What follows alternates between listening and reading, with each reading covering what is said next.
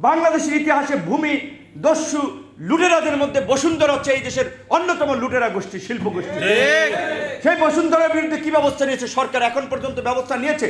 এমনকি শোনা যাচ্ছে এই সরকারের উপদেষ্টাদের সহযোগীরা কিংবা এই সরকারের লোকেরা সৌদি আরব গিয়ে বসুন্ধরার লোকের সাথে মিটিং করেছে, কারণ তাদের টাকা লাগবে। সরকারের লোকেরা দল বানাতে চায়, ক্ষমতায় যেতে চায়, কিন্তু তারা যদি আওয়ামী দুর্বৃত্তদের সহযোগিতা নিয়ে দল বানাতে চায়, ক্ষমতায় যেতে চায়, আওয়ামী দুর্বৃত্তদের অর্থ সম্পদের যদি তাদের নেতাকর্মীদেরকে দিয়ে সেভ করাতে চায়, সেটি খুব পরিণতি ভালো হবে না। আন্দোলন আমরাও করেছি, লড়াই আমরাও করেছি। এই গণ অধিকার পরিষদ হতে পারে একটি ছোট্ট সংগঠন, সারা বাংলাদেশে আনাচে কানাচে গণ অধিকার পরিষদের বার্তা পৌঁছে গেছে।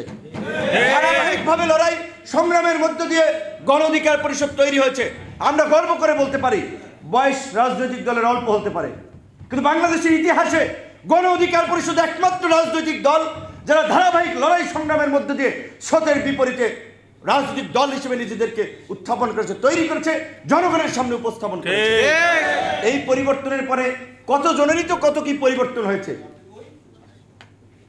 ছাত্র নেতৃবৃন্দকে আমরা চিনি, কর্মসূচির সময় 1500 টাকার মাইক ভাড়া দেওয়া লাগতো যাদেরকে, তা এখন 7000 টাকার ইউনিয়নের পাঞ্জাবি আর এলাকায় গেলে 150 গাড়ির বহর নিয়ে শোডাউন দিচ্ছে। ঠিক, এটা কি ছাত্র নেতৃবৃন্দের মধ্যে মানুষের প্রত্যাশা ছিল?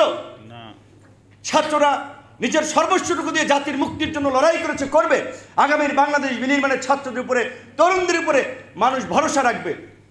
কিন্তু সেই ছাত্র নেতারা, ছাত্র নেতৃবৃন্দ আজকে কলঙ্কিত ইতিহাস রচনা করছেন। এইটা যদি চলতে থাকে তাহলে তরুণদের রাজনৈতিক ভবিষ্যৎ অন্ধকার। অবশ্যই এই গুটি কয়েক তরুণ সমগ্র তরুণদের প্রতিনিধিত্ব করেন। এই বিষয়ে আমাদেরকে পরিষ্কারভাবে মানুষের সামনে আমাদের অবস্থান ব্যাখ্যা তুলে ধরতে হবে। শেখ হাসিনার সময়ও আল রাজি কমপ্লেক্সের চিপায় অফিস নিয়েছিলাম, পতনের পরেও কিন্তু এখনো এই আল রাজিটি আছি। আমাদের অবস্থার কিন্তু পরিবর্তন হয় নাই, অনেকের হইল। আপনারা তো যারা নিউজ কাভারেজ করেন তারা জানেন আমাদের অফিস কিন্তু ওইখানেই আছে। অনেক নেতৃবৃন্দই বলে যে কতজনে কত কি ভাই আপনি কিনে তো একটা অফিস টফিস এখন পর্যন্ত নিতে পারলেন না, করতে পারলেন না। আমরা তো সুবিধার জন্য লড়াই সংগ্রাম করি নাই। গণ অধিকার পরিষদ পরিষ্কারভাবেই বলছে যে বাংলাদেশে একটা নতুন ধারা রাজনীতির সূচনা করতে চায়। আজকে যে রাষ্ট্র সংস্কারের আওয়াজগুলো জোরে সরে উঠছে, 2021 সালে গণ অধিকার পরিষদের ঘোষণাপত্রে আমরা বলেছিলাম একই ব্যক্তি দলীয় প্রধান এবং সরকার প্রধান থাকবে না, কারণ দলীয় প্রধান দলকে রিপ্রেজেন্ট করে, সরকার প্রধান সারা দেশের সব দলের কাজেই সে যদি সরকার প্রধান হয় তার দলীয় ছোট পদ ছেড়ে দেওয়া উচিত। একই ব্যক্তি 2 বারের বেশি প্রধানমন্ত্রী থাকতে পারবে না। এই সংস্কার কমিশনকে ধন্যবাদ জানাই, তারা বিবেচনা করেছে। এই প্রস্তাব আমরা দিয়েছিলাম। পৃথিবীর সবচেয়ে শক্তিধর রাষ্ট্র মার্কিন যুক্তরাষ্ট্রের প্রেসিডেন্ট এবং সেখানকার মেয়াদ 4 বছর। বাংলাদেশে এই যে ক্ষমতায় যেই যায় লঙ্কায় সেই হয় রাবণ, ক্ষমতাকে কুক্ষিগত করা কে না চেষ্টা করেছে বলেন? কোন সরকার ক্ষমতায় থাকতে ক্ষমতাকে দখল করার জন্য, পাকাপোক্ত করার জন্য, স্থায়ী করার জন্য চেষ্টা করে নাই? একজন দেখাতে পারবেন? গত 50 বছরে 5 দশকে যারাই সরকারে ছিল প্রত্যেকে ক্ষমতাকে কুক্ষিগত করতে চেষ্টা করেছে, পুরো রাষ্ট্রযন্ত্রকে দলীয়করণ করার চেষ্টা করেছে।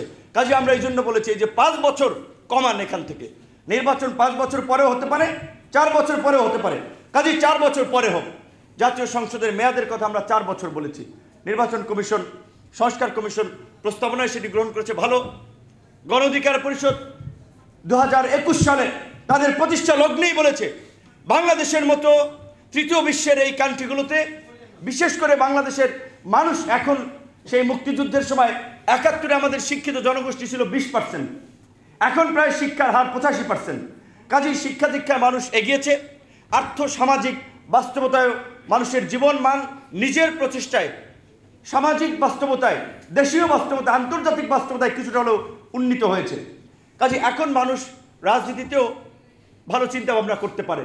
বাংলাদেশে একটা এই একদলীয় আধিপত্য ঠেকাতে কিংবা সংসদে কোনো একক দলের আধিপত্য পরিবর্তে একটা ভারসাম্যপূর্ণ সংসদ যেখানে সব দল মতের মানুষের প্রতিনিধিত্ব থাকবে, আনুপাতিক হারে আমরা ভোটের কথা বা সংখ্যানুপাতিক নির্বাচনের কথা কিন্তু আমরা 21 সালে বলেছি। সেগুলো নিয়ে এখন আলোচনা হচ্ছে, তাই না? তাহলে এখন যে আলোচনা হচ্ছে, এই আলোচনা কিন্তু এই গণ অধিকার পরিষদের তরুণরা 2021 সালেই ছেড়ে দিয়েছেন। আজকে শিক্ষকরা এই প্রেস ক্লাবের সামনে ইবতেদায়ী শিক্ষকরা আন্দোলন করছেন জাতীয়করণের দাবিতে। বলে বাবা 30-35 বছর ধরে চাকরি করি, একটা পয়সা বেতন পাই নাই। আহা, কি শিক্ষা দেবে তারা? কোন আপনার ছেলে মেয়েকে পড়াবে, তার বেতনের খবর নাই, রাষ্ট্রের কোনো দায় নাই এইটা নিয়ে। আমরা বলেছি পরিষ্কারভাবে এই শিক্ষকদেরকে অনতিবিলম্বে জাতীয়করণ করতে হবে, তাদের সমস্ত পাওনা জানার সুযোগ সুবিধা নিশ্চিত করতে হবে। গতকালকে প্রাথমিক বিদ্যালয়ের শিক্ষকরা, সহকারী শিক্ষকরা 10ম গ্রেডের কথা বলেছে। মানে এই দেশের সরকারি চাকরির যে বেতন গ্রেড, প্রথম গ্রেড থেকে 20তম গ্রেডের তারতম্য এবং বৈষম্য যদি দেখেন, উঁচু তলার মানুষেরা কিভাবে বৈষম্য করে রেখেছে। 20তম গ্রেডের একজন মানুষ বেতন পায় 8,200 টাকা।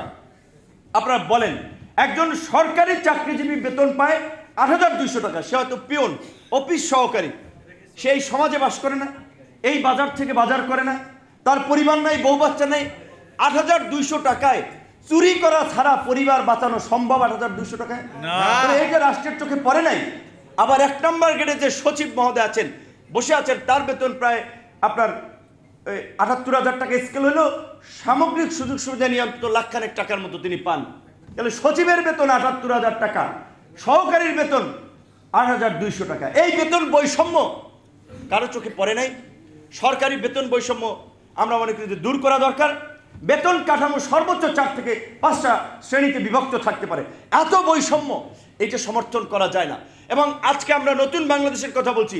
এই নতুন বাংলাদেশ বিনির্মাণ করার জন্য, এই জুলাইয়ের প্রত্যাশাকে প্রাপ্তিতে পরিণত করার জন্য সরকারি সমস্ত অফিস আদালতকে ঘুষ দুর্নীতি মুক্ত করে জবাবদিহিতামূলক পরিবেশ অফিস আদালতগুলোতে নিশ্চিত করতে হবে। তার জন্য এই 8,000 টাকার স্কেলের বেতনকে অন্তত 3 গুণ বাড়ানো দরকার। 3 গুণ বাড়ালে কয় টাকা হবে? 3,24। খুব বেশি টাকা হয় না। পাশাপাশি সচিবের বেতনও যদি ডাবল করা লাগে করেন। সিঙ্গাপুরে লি কুয়ান ইউ যেমনিভাবে ক্ষমতা এসে দুর্নীতি বন্ধ করার জন্য সরকারি চাকরিজীবীদের বেতন বাড়িয়ে দিয়েছিলেন, রাজনীতিবিদদের বেতন দিয়েছিলেন, সুযোগ সুবিধা দিয়েছিলেন যেন লুটপাট না করে। আজকের বর্তমান সিস্টেমে আমাদের এখানে নেতৃবৃন্দ বলছেন তারা বিভিন্ন আসন থেকে নির্বাচন করার প্রস্তুতি নিচ্ছেন। বাংলাদেশের বর্তমান সিস্টেমে একটা লোকাল ইলেকশন করতে হলে আপনাকে 8 থেকে 10 কোটি টাকার প্রয়োজন হবে। তাহলে 8 থেকে 10 কোটি টাকা কোন জমিদার খরচ করবে? নিজের পকেটের টাকা খরচ করবে নির্বাচনের জন্য? খরচ তো করে ধান্দার জন্য 10 কোটি খরচ করবে, 50 কোটি কামাইবে। তাহলে এই যে নির্বাচন সংস্কার কমিশন যারা কাজ করতেছেন, আমি জানি না নির্বাচনে কালো টাকা এবং পেশি শক্তি বন্ধে তারা সুস্পষ্ট কি পদক্ষেপ নিচ্ছেন। আমি মনে করি প্রার্থীদের নির্বাচনী পোস্টার থেকে প্রচারণা এবং গণহারে আবার দাঁড়াইলে তো এত টাকা দিতে পারবে না। প্রার্থী কারা হবে সেটা ন্যূনতম ক্রাইটেরিয়া থাকা উচিত এবং প্রত্যেক প্রার্থীকে নির্বাচনী একটা খরচ নির্বাচন কমিশনের দেওয়া উচিত। এটা তো নির্বাচন কমিশন তার পকেট থেকে দিবে না, রাষ্ট্রের কোষাগার থেকে দেবে। আর যারা নির্বাচন করতে চায় তারা তো রাষ্ট্রেরই প্রতিনিধিত্ব করতে, জনগণের প্রতিনিধিত্ব করতে চায়। কাজে এই কালো টাকা পেশি শক্তির যদি আমরা বন্ধ না করতে পারি, তাহলে এই জুলাই গণ অভ্যুত্থান ব্যর্থ হবে, বিফলে যাবে।